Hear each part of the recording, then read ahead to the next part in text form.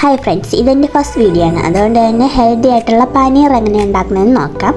ആദ്യം തന്നെ ഒരു കടായി അടുപ്പത്തേക്ക് അതിൽ കുറച്ച് എണ്ണ വീഴ്ത്തുക.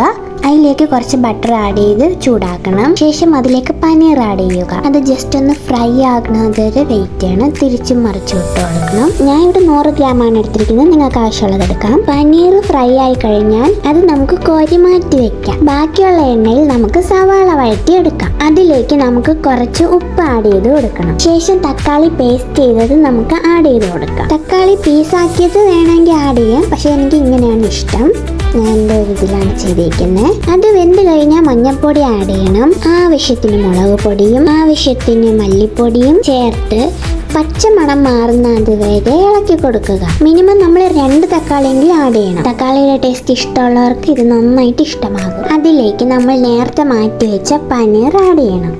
എന്നിട്ട് മിക്സ് ആക്കുക. അതിലേക്ക് കറിക്ക് ആവശ്യമായിട്ടുള്ള വെള്ളം ആഡ് ചെയ്ത് കൊടുക്കണം. 3 മിനിറ്റ് വരെ അടച്ചു വയ്ക്കാം. 3 മിനിറ്റിന് ശേഷം നമ്മുടെ പനീർ കറി തയ്യാറാകുന്നു.